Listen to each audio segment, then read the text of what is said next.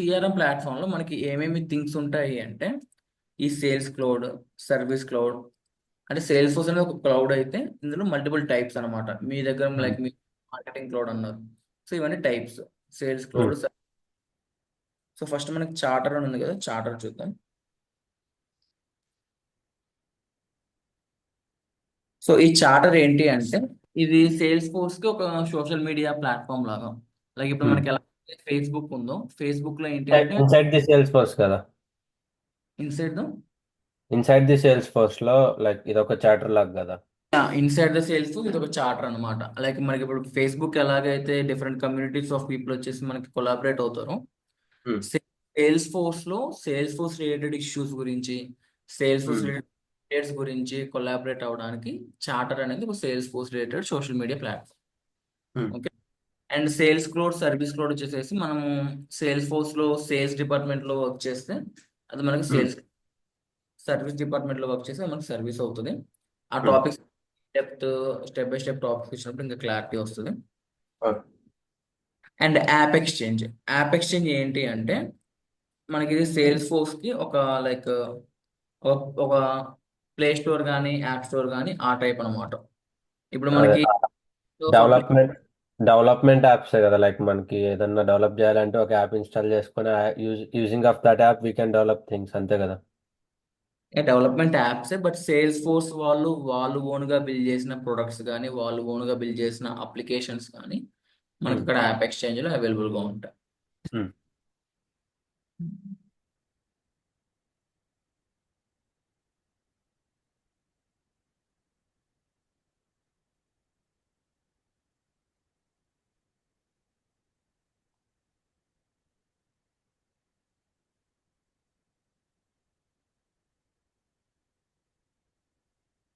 So sales force ద్వారా build అయిన each and every products కానీ అప్లికేషన్స్ కానీ ఏముంటాయో ఇవన్నీ మనకి ఇక్కడ యాప్ ఎక్స్చేంజ్ లో ఈ సేల్స్ ఫోర్స్ ప్రోటోకాల్ అవైలబుల్ గా ఉంటాయి.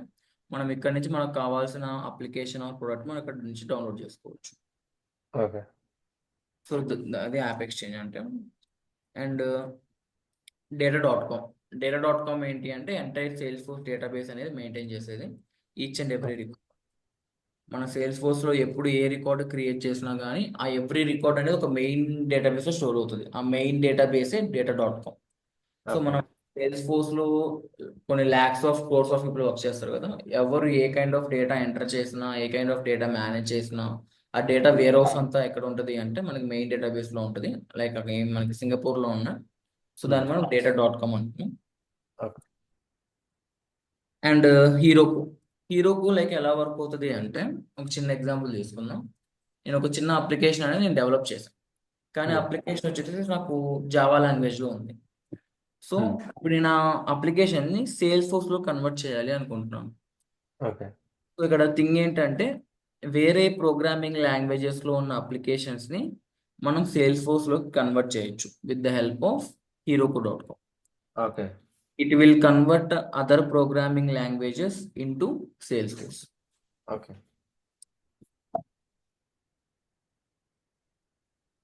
అండ్ సేల్స్ ఫోర్స్ ఐన్స్టీన్ వచ్చేసేసి లైక్ మనకి సిరి, అలెక్సా ఇవన్నీ ఉమ్, ఎలాగైతే మన సేల్స్ ఫోర్స్ కి ప్రజెంట్ ఏజెంట్ ఫోర్స్, ఐన్స్టైన్ ఇవన్నమాట ఏఐ టూల్స్.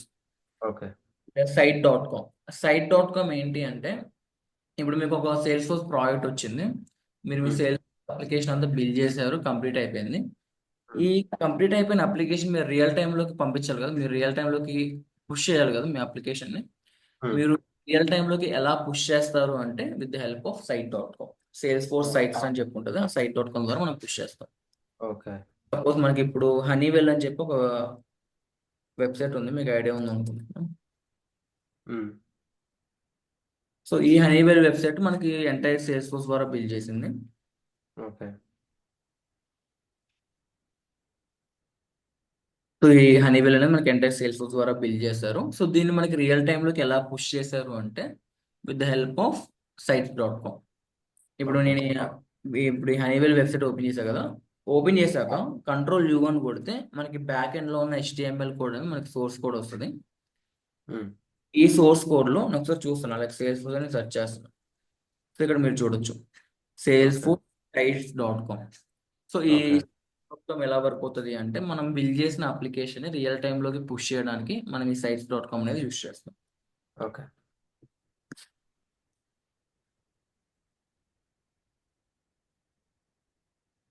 ఇంకా లాస్ట్లో ఉన్నది ఫోర్స్.com. ఈ ఫోర్స్.com అంటే లైక్ మనం ఎక్కడైతే ఇప్పుడు ఈ అడ్మినిస్ట్రేషన్ డెవలప్మెంట్ ఇవన్నీ నేర్చుకుంటున్నామో ఆ ఎన్వైర్న్మెంట్ మనం ఫోర్స్.com అంటున్నాం. Okay. Where we develop the application, where we create the things, ఎక్కడైతే మనం ఆబ్జెక్ట్స్ క్రియేట్ చేస్తామో, ఎక్కడైతే మనం డెవలప్మెంట్ చేస్తామో ఆ డెవలప్మెంట్ ఎన్వైర్న్మెంట్ అంతా ఏంటి అంటే మనకి ఫోర్స్.com, సేల్స్ ఫోర్స్. ఓకే. సో ఇప్పుడు మన ప్లే గ్రౌండ్ ఉంది, అది ఫోర్స్.com కదన్న? యా, ఇప్పుడు మనం ప్లే గ్రౌండ్ నుంచి లాంచ్ చేసే ప్లే గ్రౌండ్ ఉంది కదా, అదంతా మనకి ఫోర్స్.com. Okay.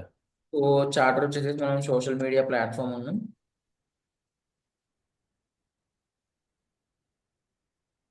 Social media platform for Salesforce. Apex అంటే it's a market place.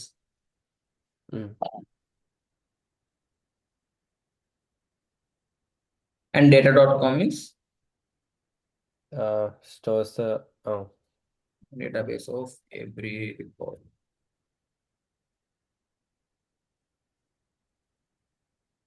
And heroku.com అంటే like it will convert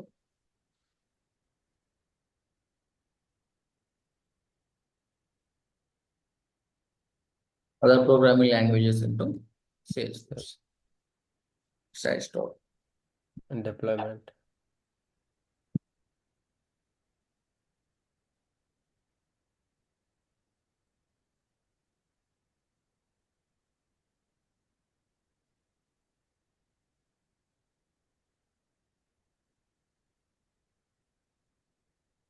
so ఇవి టోటల్ మనకున్న ఆర్కిటెక్చర్ అన్నమాట. So these are the okay. Main like Salesforce కి 360 డిగ్రీ వ్యూస్ అనమాట. Okay. ఇవన్నీ మనకి use అవుతాయి. ఓకే. అండ్ ఇంక మనకి క్లౌడ్ కంప్యూటింగ్ ఒక అడ్వాంటేజెస్ బెనిఫిట్స్ ఏంటి అంటే first one is the cost effectiveness. మన కాస్ట్ అనేది చాలా రెడ్యూస్ అవుతుంది. Flexibility and scalability. Scalability means మనం ఎంత కైండ్ ఆఫ్ డేటా స్టోర్ చేసినా కానీ మనకి ఎలాంటి ఎర్రర్స్ కానీ ఇష్యూస్ కానీ ఉండవు. మనం ఎంత లైక్ మనకి ఎంత డేటా కావాలన్నా మనం అంత డేటాబేస్ అనేది మనం క్లౌడ్లో స్టోర్ చేసుకోవచ్చు. ఈవెన్ సేల్స్ లో కూడా స్టోర్ చేసుకోవచ్చు. And accessibility. మీరు ఎక్కడ లైక్ మీరు ఏ లొకేషన్లో ఉన్నా ఎక్కడున్నా కానీ మీ దగ్గర ఇంటర్నెట్ బ్రౌజర్ ఉంటే you can easily access your cloud. And security వచ్చేసి మనకి క్లౌడ్ డేటాబేస్ ఎప్పుడు మనకి చాలా సెక్యూర్గా ఉంటుంది. లైక్ మనకి 2 స్టెప్ వెరిఫికేషన్, ఓటీపీ వెరిఫికేషన్ ఇవన్నీ ఉంటాయి. And automatic updates and maintenance. So మన క్లౌడ్ అప్లికేషన్స్ మనకి ఆటోమేటిక్గా లైక్ మన వాట్సాప్ ఆర్ ఇన్స్టాగ్రామ్ కూడా మనకి ఆటో అప్డేట్ అవుతూ ఉంటాయి. Okay. So these are the basic thing about the cloud computing. Bro, so అది అక్కడ ఫిఫ్త్ స్లైడ్ లో సేల్స్ ఫోర్స్ ఆర్కిటెక్చర్ అని ఉంది కదా, లైక్ ఇది లైక్ 360 వ్యూ కాకుండా ఆర్కిటెక్చర్ వైజ్. నేను 360 వ్యూ అన్నది ఈ పాయింట్ ఆఫ్ వ్యూలో అన్నా, అంటే ఇవన్నీ మనకి సేల్స్ ఫోర్స్ లో రిలేటెడ్ అని చెప్పి అన్నట్టు చెప్పాను. ఓకే. 360 డిగ్రీ అనేది 2 టైప్స్ లో ఉంటుంది. కస్టమర్ సైడ్ ఉంటుంది, సేల్స్ ఫోర్స్ డెవలపర్ సైడ్ ఉంటుంది. అది అసలు ఆ టాపిక్ అంతా టోటల్ డిఫరెంట్. ఓకే, అది నెక్స్ట్ వస్తుంది అనుకుంటా కదా. నేను ఇక్కడ చెప్పింది ఏంటంటే ఈ చార్టర్.com కానీ ఈ ఐన్స్టైన్ కానీ ఇవన్నీ మనకి సేల్స్ ఫోర్స్ రిలేటెడ్, మొత్తం సేల్స్ ఫోర్స్కి లింక్అప్ అయి ఉంటాయని చెప్తాను. ఓకే. సో ఫస్ట్ మనం లైక్ క్లౌడ్ డిప్లాయ్మెంట్ మోడల్స్ ఏంటి అంటే public, private, hybrid and community.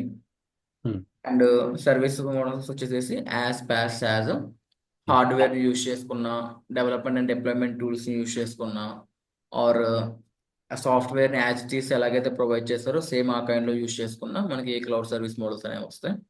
So architecture లో మనకి సేల్స్ ఫోర్స్ లో ఈ థింగ్స్ కూడా మనకి సేల్స్ ఫోర్స్ లింక్అప్ అయి ఉంటాయి. లైక్ ఇప్పుడు మనకి గూగుల్లో ఎలాగైతే Google drive, YouTube, Google maps ఇవన్నీ లింక్అప్ అయి ఉంటాయో సేమ్ ఇన్ ద వే మనకి సేల్స్ క్లౌడ్, సర్వీస్ క్లౌడ్ ఇవన్నీ లింక్అప్ అయి ఉంటాయి.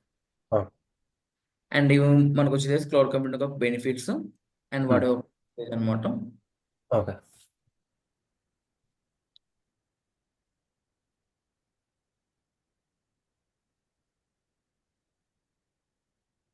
మనకి ఎన్వైర్న్మెంట్స్ అని చెప్పి ఒక టాపిక్ ఉంది. ఎన్వైర్న్మెంట్స్ అంటే లైక్ ఇప్పుడు ఫర్ సపోజ్ మీరు ఒక సేల్స్ ఫోర్స్ కంపెనీ మీరు రన్ చేస్తున్నారు. అయితే ఒక క్లయింట్ వచ్చాడు. ఒక క్లయింట్ వచ్చి "ఇట్లా ఒక హోటల్ రన్ చేస్తున్నాను. నా హోటల్ మీరు ఒక సేల్స్ ఫోర్స్ ద్వారా మీరు చేయడం అనేది బిల్ చేయాలి నా కస్టమర్స్ మేనేజ్ చేసుకోవడానికి. ఉమ్, నథింగ్. క్లయింట్ వచ్చి మనకు ప్రాజెక్ట్ ఇస్తున్నారు. వాళ్ళ రిక్వైర్మెంట్ ఏంటంటే హోటల్ మీద ఒక వెబ్సైట్ బిల్డ్ చేయాలి. ఉమ్, అయితే ఇప్పుడు ఆ క్లయింట్ వచ్చి మనకి రిక్వైర్మెంట్ ఇవ్వగానే మనం వెంటనే రియల్ టైంలో బిల్డ్ చేసేసి ఇచ్చేస్తాము. ఉమ్, ఉహు, లేదు లేదు. రిక్వైర్మెంట్స్ ఏంటి, వాళ్ళ దగ్గర ఎవరెవరు ఉంటారు, డేటాబేస్ ఉమ్, ఏం వచ్చింది అంటే టేబుల్స్ ఏం కావాలి, ఉమ్, ఫీల్డ్స్ కావాలి. ఇప్పుడు ఎక్కడ మన డేటా చూసుకొని మన డేటా అనేది ఏ ఫార్మాట్లో ఉంటుంది అంటే టేబుల్ ఫార్మాట్లో ఉంటుంది. ఉమ్, ఎంప్లాయీస్ ఉన్నారు, ఎంప్లాయీ అని చెప్పి ఒక టేబుల్ క్రియేట్ చేస్తాము. ఎంప్లాయీలో కాలమ్స్ ఏం కావాలో కాలమ్స్ తీసుకుంటాము, డేటా ఎంటర్ చేస్తాం. ఉమ్, సో మనకి డేటాబేస్ అనేది అలాగే మెయింటైన్ అవుతుంది. ఉమ్, క్లయింట్ వచ్చినప్పుడు ముందు మనం వాళ్ళ రిక్వైర్మెంట్స్ తీసుకుంటాం. సో ఉమ్, మీ రిక్వైర్మెంట్స్ ఏంటి, మీ దగ్గర మొత్తం ఎంతమంది స్టాఫ్ ఉన్నారు, ఎంతమంది కస్టమర్స్ వస్తారు, మీ దగ్గర సర్వీసెస్ ఏమున్నాయి, ప్రొడక్ట్స్ ఏమున్నాయి, అవన్నీ మనం రిక్వైర్మెంట్స్ తీసుకొని మన ఉమ్, సేల్స్ ఫోర్స్లో మనం ఇంక్లూడ్ చేసి అప్పుడు మన అప్లికేషన్ అనేది రియల్ టైంలో బిల్డ్ చేస్తాం. ఓకే. ఇదంతా మనం ఎలా చేస్తాము అంటే లేయర్స్ కింద చేసుకుంటూ వస్తాం. అంటే డిఫరెంట్ డిఫరెంట్ ఎన్వైరన్మెంట్స్ కింద చేసుకుంటూ వస్తాం. ఇప్పుడు ఓకే. మనం కంపెనీస్ లో చూసుకుంటే కూడా మొత్తం ఒక కంపెనీలో మల్టిపుల్ టీమ్స్ ఉంటారు. ఉమ్, ఒక్కొక్కరు ఒక ప్రాజెక్ట్ మీద వర్క్ చేస్తూ ఉంటారు. లైక్ మేనేజర్ ఉంటారు, టీమ్ లీడ్ ఉంటారు, సీనియర్ డెవలపర్స్ ఉంటారు, జూనియర్ డెవలపర్స్ ఉంటారు, ఇంటర్న్స్ ఉంటారు. సో ఉమ్, వాళ్ళందరూ ఒకే దాంట్లో వర్క్ చేస్తారంటే ఒకే దాంట్లో వర్క్ చేయరు. వాళ్ళంతా ఒక చోట వర్క్ చేసుకొని లాస్ట్ లో దాన్ని డిప్లాయ్మెంట్ చేసుకుంటూ అలాగే రియల్ టైంలో పుష్ చేస్తారు. ఉమ్, సో ఇక్కడ కూడా మనకి ఎన్వైరన్మెంట్స్ అనేవి ఈ production environment, development environment, sandbox environment, testing environment. So um, production environment అంటే మనకి రియల్ టైం డేటా ఉంటుంది. అంటే ఏదైతే మనకి లైవ్ అప్లికేషన్ రన్ అవుతుందో అది మనకి real time application. And development environment వచ్చేసేసి ఇప్పుడు క్లయింట్ వచ్చి రిక్వైర్మెంట్స్ ఇచ్చాడని చెప్పాం కదా. ఉమ్, ఆ ఇచ్చిన రిక్వైర్మెంట్స్ ని మీరు స్టార్ట్ చేస్తారు. ఆబ్జెక్ట్స్ క్రియేట్ చేయడం, టెస్టింగ్ ఓకే. చేయడం, వర్క్ అవుతుందో లేదో చెక్ చేయడం. ఓకే. ఆ టెస్టింగ్ పార్ట్ అంతా మనం ఎక్కడ చేస్తామంటే ఈ డెవలప్మెంట్ ఎన్వైరన్మెంట్ లో చేస్తాం. ఓకే. శాండ్ బాక్స్ వచ్చేసేసి ఏంటి అంటే లైక్ మనకి ప్రొడక్షన్ ని కాపీ చేయడం అనమాట. అది ఎలా ఓకే. చెప్పాలి అంటే ఇప్పుడు నేను స్విగ్గీ అప్లికేషన్ నేను యూజ్ చేస్తున్నాను. ఉమ్, అయితే స్విగ్గీలో న్యూగా ఒక అప్డేట్ రావాలి. ఉమ్, అంటే లైక్ స్విగ్గీలో నెక్స్ట్ మంత్ కి ఒక కొత్త అప్డేట్ తీసుకొస్తున్నామని చెప్పారు. సో ఉమ్, ఇప్పుడు వాళ్ళు కొత్త అప్డేట్ తీసుకొస్తున్నామని చెప్పారంటే వాళ్ళు ఆటోమేటిక్గా వాళ్ళ అప్లికేషన్ లో వాళ్ళ కోడ్ లో ఏదో ఒక చేంజెస్ చేయాలి. ఉమ్. వాళ్ళ చేంజెస్ అనేది డైరెక్ట్ రియల్ టైమ్ అప్లికేషన్ లో చేస్తారా, ఈ టెస్టింగ్ దాంట్లో చేసి డిప్లాయ్మెంట్ చేస్తారా? టెస్టింగ్ చేసి డిప్లాయ్మెంట్ చేస్తారు. డిప్లాయ్మెంట్ చేస్తారు. అయితే ఇక్కడ ఏమవుతుంది అంటే ఆ రియల్ టైమ్ అప్లికేషన్ వీళ్ళు ఒక కాపీ చేసుకుంటారు. దాన్ని అంతే ఉంచి దాన్ని డిస్టర్బ్ చేయకుండా ఆ ఉమ్, ప్రొడక్షన్ ఎన్వైరన్మెంట్ ఒక ఒక కాపీ చేసుకుంటారు. ఆ ఉమ్, కాపీ చేసుకున్న ప్రొడక్షన్ ఎన్వైరన్మెంట్ ని మనం ఇక్కడ ఏమంటున్నాము అంటే శాండ్ బాక్స్ అంటున్నాం. ఓకే. సో ప్రొడక్షన్ ఎన్వైరన్మెంట్ మనం కాపీ చేసుకొని ఆ శాండ్ బాక్స్ లో చేంజెస్ చేసి ఓకే అయిన తర్వాత మళ్ళీ మనం ప్రొడక్షన్ ఎన్వైరన్మెంట్ కి డిప్లాయ్ చేస్తాం. ఉమ్, డెవలప్మెంట్ ఎన్వైరన్మెంట్ ఏంటి అంటే మీరు ఇనీషియల్ గా ఎప్పుడైతే ప్రాజెక్ట్ స్టార్ట్ చేసి అప్లికేషన్ బిల్డ్ చేయడం ఉందో అది డెవలప్మెంట్ ఎన్వైరన్మెంట్ లో చేస్తాం. ఉమ్, ప్రొడక్షన్ డిప్లాయ్ అయిన తర్వాత ఏమైనా చేంజెస్ వస్తే కనుక ప్రొడక్షన్ ని కాపీ చేసుకొని శాండ్ బాక్స్ అంటాము, అక్కడ చేంజెస్ చేసి మళ్ళీ ప్రొడక్షన్ పెడతాం. ఓకే. ఈ రేపు ఉంటుంది, రేపు మీకు క్లియర్ గా నీట్ గా ఎక్స్ప్లెయిన్ చేస్తాను. టెస్టింగ్ ఎన్వైరన్మెంట్ అంటే మనం రాసుకున్న కోడ్ కానీ అవన్నీ కరెక్ట్ గా ఉన్నాయా లేవా, ఫంక్షనాలిటీ కరెక్ట్ గా వర్క్ అవుతుందా లేదా, ఉమ్, అవన్నీ మనం చెక్ చేస్తాం. లైక్ బటన్స్ కరెక్ట్ గా వర్క్ అవుతున్నాయా లేవా, ఇవన్నీ మనం చెక్ చేస్తాం. ఓకే. ఈ టాపిక్స్ మీకు రేపు ఉంటుంది. ఉమ్, ఎల్లుండి నుంచి మాత్రం మీకు ఈ రియల్ టైం మొత్తం సేల్స్ ఫోర్స్ మీద డేటాబేస్ క్రియేట్ చేయడం, ఫీల్డ్స్ క్రియేట్ చేయడం ఇవన్నీ ఉంటాయి. ఉమ్. మీకు ట్రైల్ హెడ్ అకౌంట్ ఉందా ఆ, నేను ఒకసారి స్క్రీన్ షేర్ చేయనా? మీద? ఓకే.